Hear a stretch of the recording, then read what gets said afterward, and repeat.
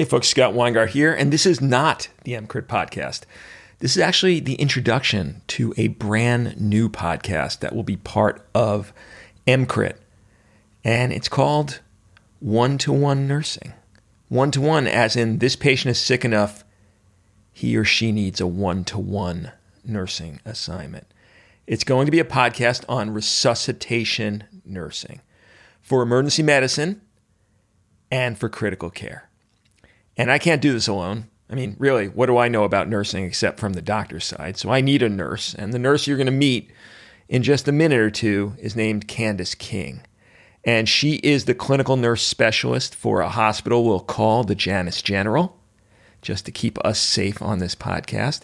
And she is also a doctor of nursing practice, meaning she's an NP with a doctorate. She has all the academic kudos you'd imagine. And what her job has been for the past, 6 or 7 years is training the best cadre of resuscitation nurses that I've ever come across. And they're the nurses that staff the ED critical care unit at Janus General. And Candace spends a lot of time thinking about how to make resus nurses better and then eventually excellent. Now, why are we doing a podcast on this topic? Well, what COVID made me realize as we had a defection of the top-level resus nurses to various other positions like travelers and et cetera, is something I already knew, which is in order to do resus at the highest level, you need really excellent nursing. And what happened with COVID is that a lot of the experienced nurses disappeared. And then we got a lot of bright-eyed, wonderful nurses who genuinely want to be excellent at resuscitation. But in many places, they were not given the training or time to develop that excellence. They were just thrown into the water. So this is a podcast for baby nurses wanting to learn to resuscitate at the highest level, experienced nurses that maybe at your shop you just don't see enough super sick patients to get really good at it, but you want to be really good at it. And then experienced nurses, so you can listen to us and say, that's not right, and write in and tell us how to do it better. So really the entire gamut of nursing. But I don't want this to be just for nurses. I know if someone else was doing a podcast like this, I, as a resuscitation doctor, would want to listen so that I could cross-train, so that I could understand what my colleagues are going through.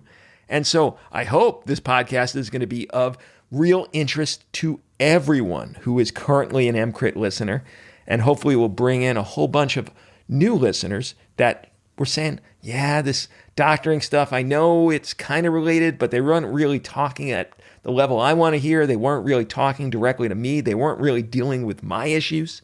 And selfishly, like the real reason to do this podcast is I want to learn. I want to learn all this stuff at the highest level, and I know I'm going to be taught a bunch.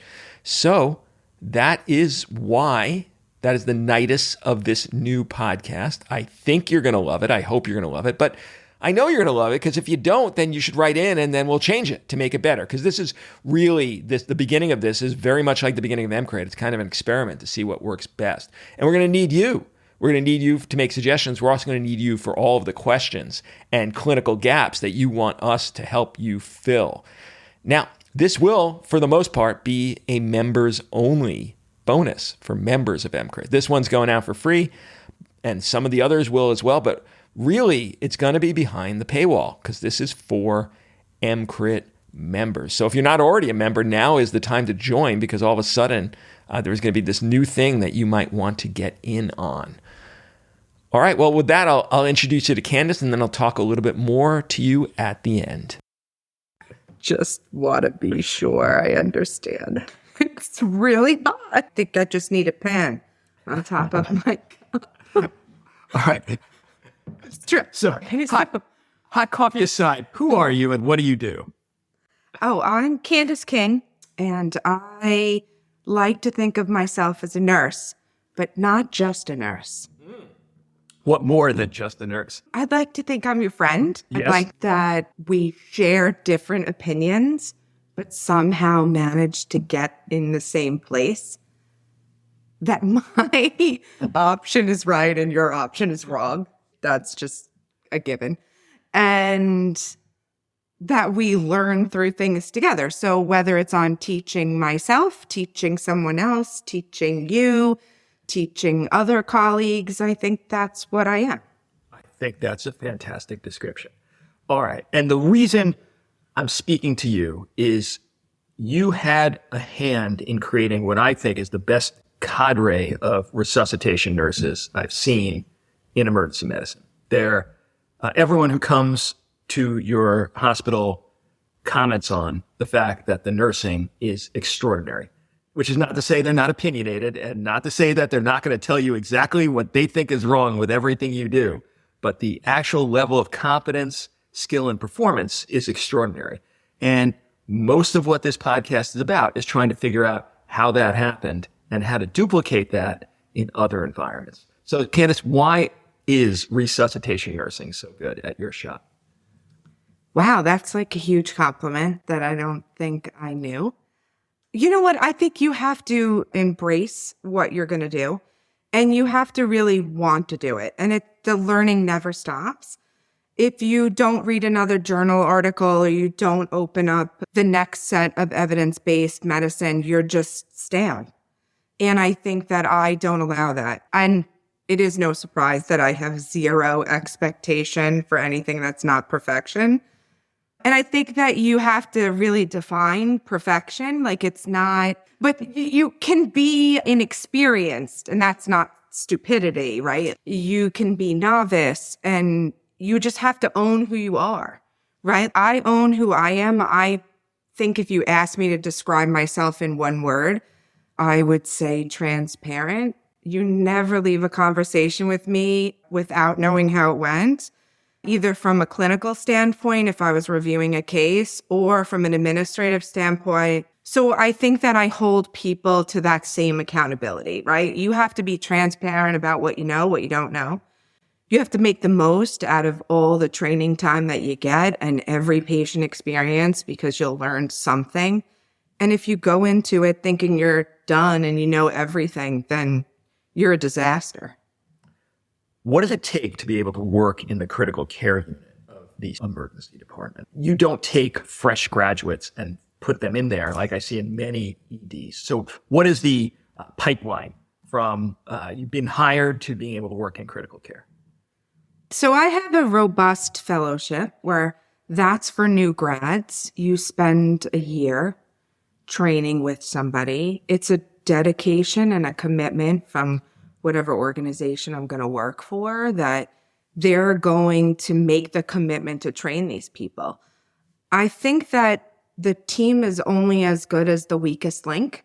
And if the weakest link is that person, then we can't take them from nursing school and put them in that environment.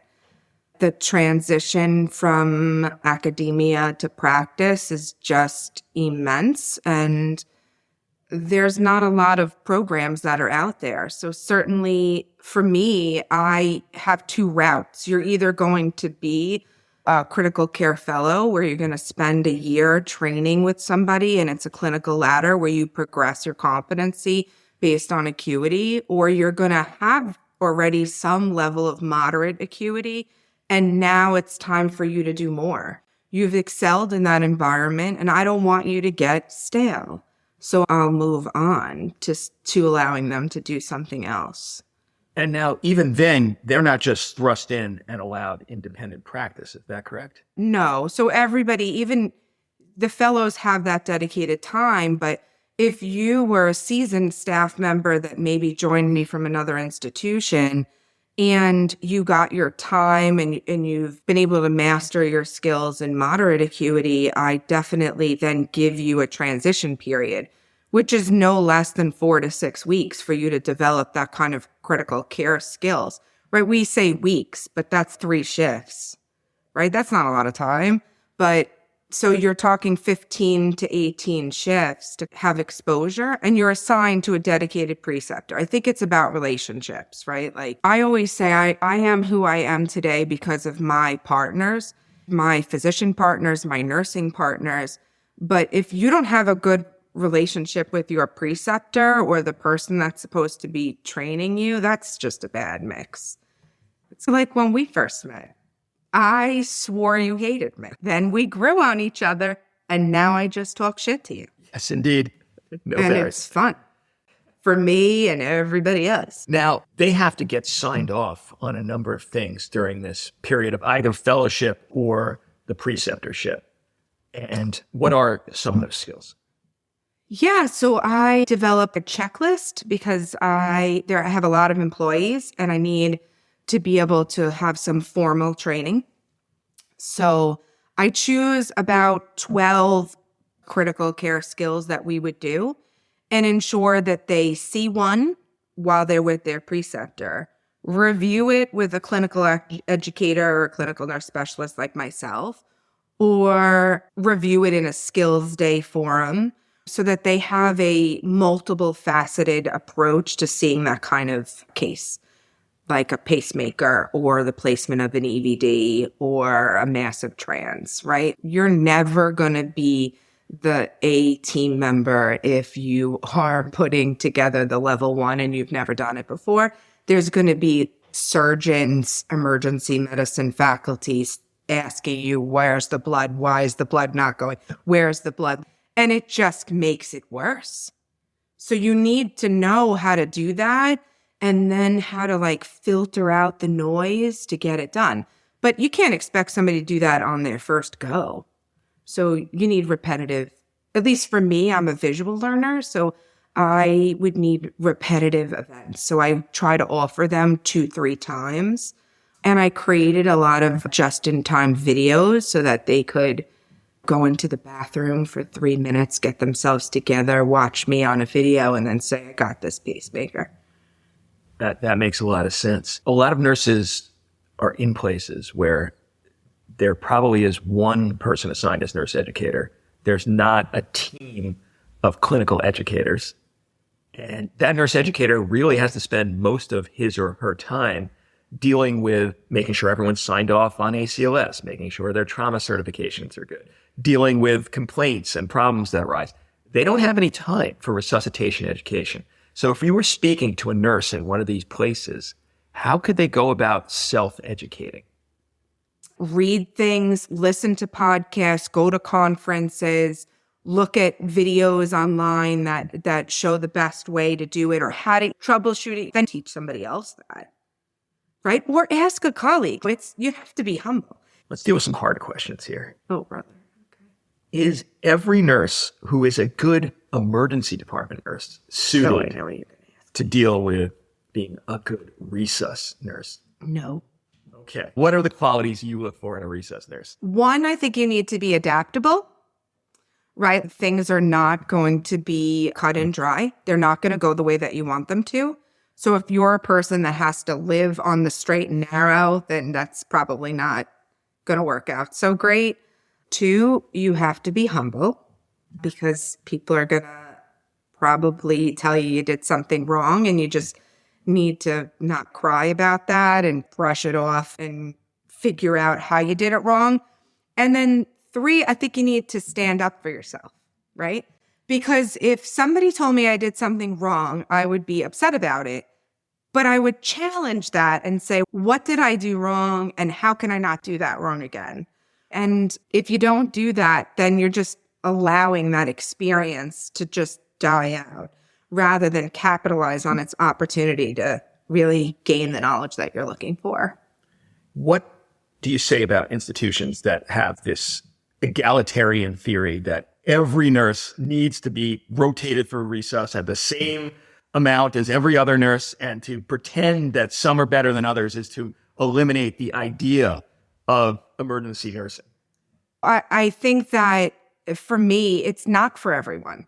And I think that there are some people that'll struggle, and that doesn't mean that you shouldn't put the work in. I actually love those people because they make me work harder. They make me think harder. And then I have to challenge myself to do something out of the ordinary. I'm an intimidating person, so I've been told. But if you come to me and ask me for help, it puts you in a different light when I look at you. Because I don't think people want to come to me and tell me that. So I don't think it's for everyone. I think that you need to know your limitations. You need to acknowledge them and work to get past them or work to move on. But it's not for everyone. You want the best person doing that. All right, Candace, I think we can end there. This will be the first of many. We're going to discuss clinical issues. We're going to discuss mindset issues. So look forward to more of these, and we'll talk to you soon.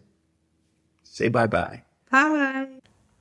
All right, there you go. Now, what I need from you is if you are a nurse who wants to expand their resus knowledge, whether you're in critical care, emergency medicine, pre-hospital, tell us the things we should be concentrating on. Send us questions. Send us ideas.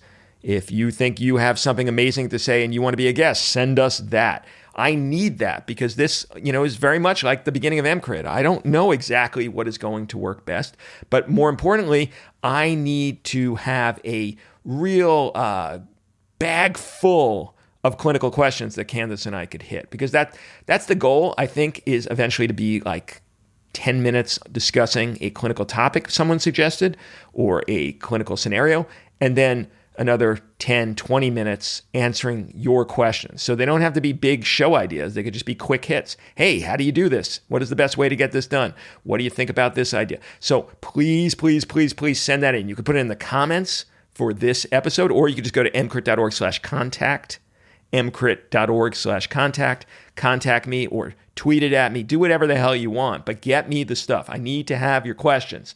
If you have a question on resuscitation nursing, which encompasses sick emergency department patients, sick critical care patients, send them in. All right, Scott Weingart for Candace King and the One-to-One Nursing Podcast saying bye-bye.